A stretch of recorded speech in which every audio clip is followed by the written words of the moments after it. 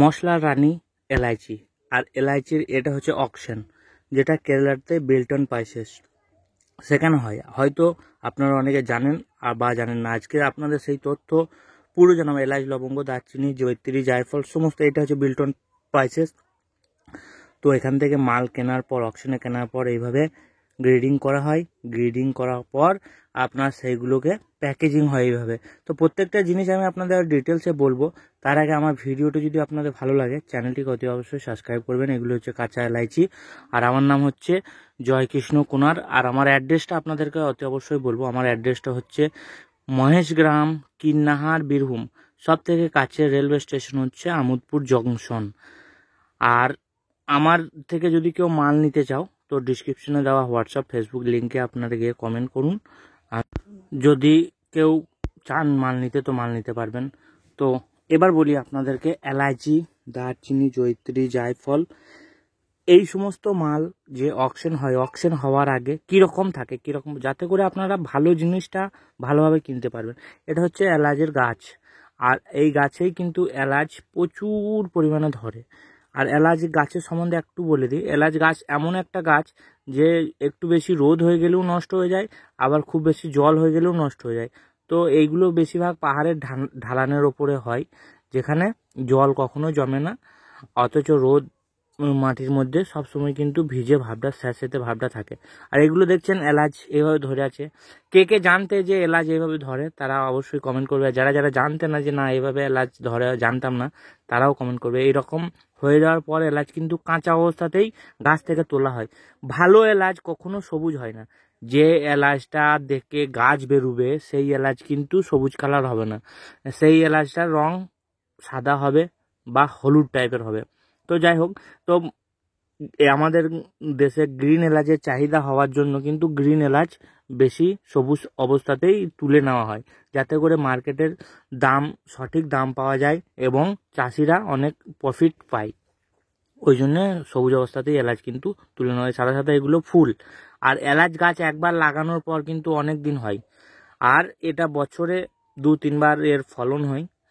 আর এলাচের কিন্তু ডিমান্ড তো সবসময় জানছেন খুবই প্রফিটেবল, এবং এলাচের যারা চাষ করে তারাও কিন্তু প্রফিট প্রচুর কামায়। তো এবার হচ্ছে এইটার জানার পর আপনার বা আমার কি প্রফিট, এটার জন্য জানার পর আপনার এইটাই প্রফিট যে এলাচ তো এইভাবে ধরার পর যে এলাচের গায়ে বিভিন্ন রকম দাগ থাকে বা বিভিন্ন রকম সাইজের এলাচ হয়, তো সেইগুলো চিনতে আপনার কিন্তু আসান হবে। এবং এলাচ অকশন থেকে আপনারা চাইলে কেরালা ইডুকি ডিস্ট্রিক্টে গিয়ে আপনারা ওই বিল্টন স্পাইসেস ওখান থেকে আপনারা ন্যায্য মূল্যে কিনে বিজনেস বড় করতে পারবেন। তো ওখানে আরও বিভিন্ন রকম মশলা পাওয়া যায়, যার মধ্যে আপনার জয়িত্রী, জায়ফল, প্রত্যেকটা জিনিসই আমি আপনাদেরকে ভিডিওতে দেখাবো। ভিডিওটা ভালো লাগলে চ্যানেলটিকে অতি অবশ্যই লাইক করে, সাবস্ক্রাইব করে, একটা ভালো কমেন্ট করে আমার সাথে থাকবেন, যাতে করে আপনারা এরকম ইনফরমেশন হামেশাই পেতে থাকবেন। আর ওখানকার চাষিদের বাড়িগুলোও কিন্তু অনেক উন্নত।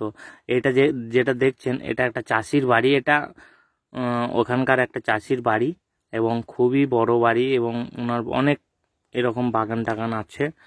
তো আমি জানতে পেরেছি। আর এই পাশেই যেটা দেখছেন এটা হচ্ছে বিল্টন স্পাইসেস। এবার মেন মশলার মানে জান দেওয়া জিনিস যেটা হচ্ছে জয়িত্রী, জায়ফল।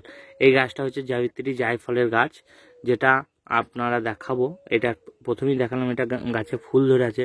জয়িত্রী, জায়ফল আর একটা ফল, তিনটে কিন্তু একটাই জিনিস। এই যে এটা, এর ভিতরে জয়িত্রী থাকে, ফাটার পর জয়িত্রী থাকে, তারপর আপনার তার ভিতরে কালো জায়ফলটা থাকে, যার এর একমাত্র কালো ছিলকাটাই ফেলা যায়। বাদ বাকি এর কিন্তু প্রত্যেকটা জিনিসই কিন্তু কাজ হয়। এইভাবে ফেটে যায়, যখন একটু পেকে যাবে ওইভাবে ফেটে যাওয়ার পর আপনার লাল মালটা, জাবিত্রিটা বেরোবে। তারপর ওর ভিতরে জায়ফলটা ম্যানুয়ালি ছাড়ানো হয়। তো এর এর জন্য আপনার 2-3 দিন এগুলো আগে থেকে পারলেও কিন্তু ফেটে যায়। আর এইভাবে ফেটে গেলে দেখুন এইভাবে এইভাবে এর ভিতরে জায়ফলটা থাকে, আর ওটার মধ্যেই জাবিত্রিটা কিন্তু জড়িয়ে থাকে। তো এর ওই কালো অংশটাই শুধুমাত্র ফেলে দেওয়ার, বাকি সবটুকু কিন্তু খুবই কাজের। এবং এই জায়গাতে গেলেই কিন্তু আপনি এই জিনিসটাও অনেক সহজেই পেয়ে যাবেন। এবং এটা কিন্তু কাটাপ্পানা কোয়ালিটি, জয়িত্রীর সব থেকে ভালো কোয়ালিটিটা হচ্ছে কাটাপ্পানা কোয়ালিটি বলে, তার নামটাই হচ্ছে আপনারা হয়তো অনেকে জানেন না, বেশিরভাগ জনই জানেন না। কাটাপ্পানা কোয়ালিটি হচ্ছে বেস্ট কোয়ালিটি, যার দাম কিন্তু অনেক বেশি, একদম ফুল লাল লাল হবে এবং জায়ফল যেগুলো হবে একদম কালো কালো। কারণ আমি ওখান থেকে মাল আনি, অনেকেই আমার হয়তো কোয়ালিটি দেখে থাকবেন, একদম লাল এবং শুকনো ফুল ড্রাই।